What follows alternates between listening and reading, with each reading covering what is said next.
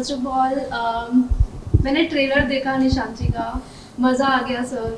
Black Friday और Gangs of Wasseypur जैसी film देखने के बाद you are back again with another great film निशांची।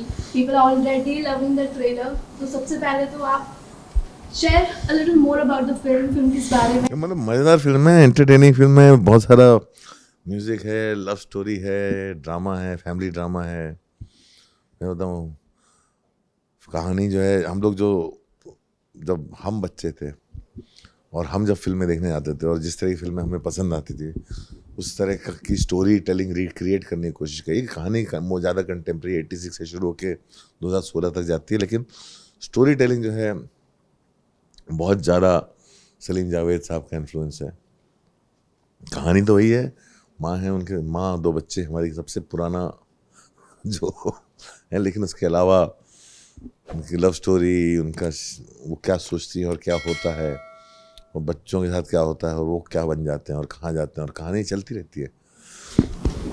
और सर ऐश्वर्या ठाकरे भी डेब्यू कर रहे हैं और डेब्यू फिल्म में ही वो एक बहुत ही challenging role, double role play कर रहे हैं। तो what made you feel confident कि वो he would pull off such a complex role?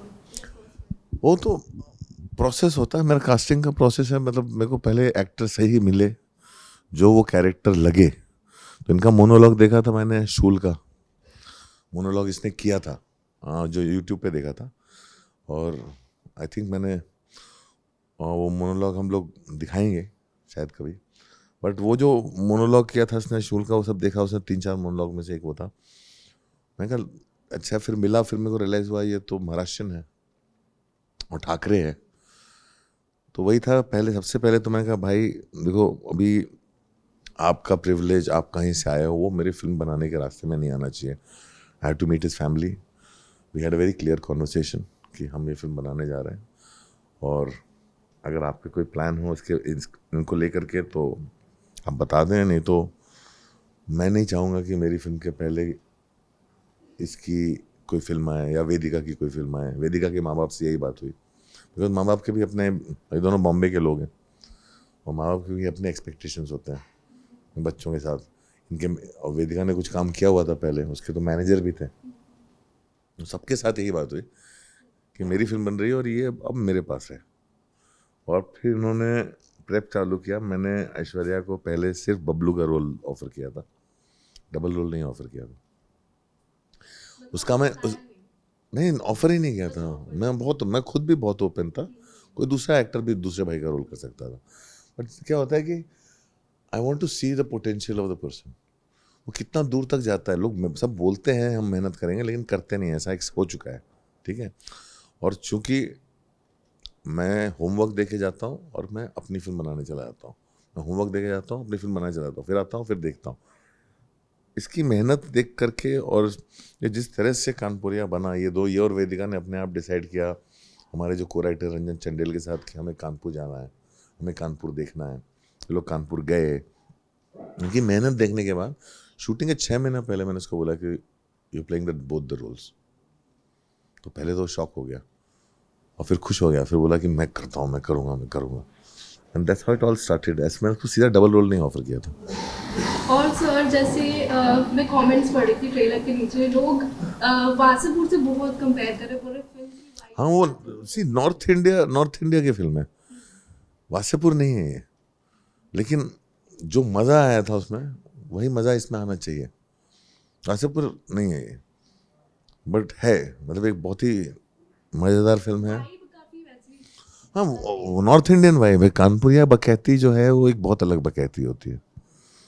जी, वासेपुर अलग जोन है, हाँ। कानपुरिया बकैती बहुत अलग बकैती होती है वो, और उसका एक अपना अलग एटीट्यूड है, एक अलग मज़ा है।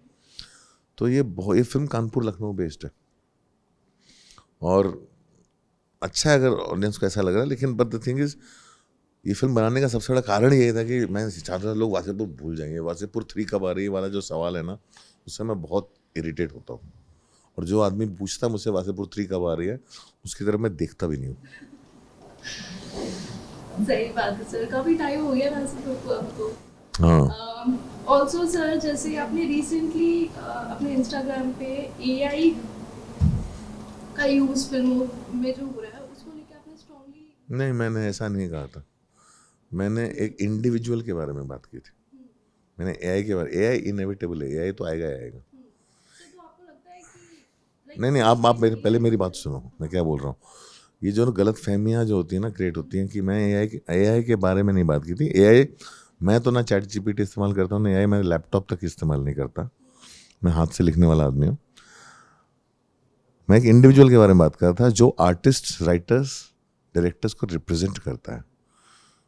जब वो एआई यूज़ करता है तो बहुत अनएथिकल होता है। आप कोई दिक्कत नहीं, आप करिए एआई यूज़, फिर उसके पहले आप उनको रिप्रेजेंट करना बंद कर दीजिए, आप करिए एआई यूज़। मैं एथिकल यूज़ ऑफ एनीथिंग, मैं उसकी बात करता हूँ। उससे ज़्यादा क्या है मैं नहीं सोचता हूँ। एआई इनएविटेबल है, एआई मुझे समझ में आता नहीं है, और जिससे मुझे समझना है उनसे मैं बात कर चुका हूँ कि भाई मैं एक दिन समझना चाहूँगा क्या है ये चीज़, और मैं उनसे समझूंगा जो उसका एथिकल यूज़ करते हैं। मैं उनसे नहीं सुनूंगा, बिकॉज क्या है कि हर कोई यूज़ करेगा। जो बैक सीट ड्राइविंग करता है, जिसको एक्चुअली कोई स्किल सेट है नहीं करने का, कुछ जिसको कुछ करना आता नहीं है, वो यही करेगा, वो यही यूज़ करेगा। बिकॉज ये, और हमारे देश में, खास तौर पे हमारे देश में, जहाँ जनसंख्या जो है 1.5 बिलियन है, जहाँ वैसे ही बहुत बेरोजगारी है, एआई के अनएथिकल यूज से और बेरोजगार बढ़ेंगे। और ये बात मैं सिर्फ इतना ही सोचता हूँ, मुझसे ज़्यादा नहीं सोचता हूँ। ऑल्सो सर, जैसे अगर मैं आपकी फिल्मों की बात करूँ, आपने मतलब बहुत सारी फिल्में ऐसे दी हैं जो लोग आज भी याद रखते हैं। जैसे मैंने अगली, वासेपुर, फिर ब्लैक फ्राइडे, मैंने पता नहीं कितनी बार देखी है। लोगों को जा जाके बताइए अगली देखो, अगली देखो, बहुत सही फिल्म है। तो your films have always been, you know, ahead of its time. मैं उसको कर्ज समझता हूँ।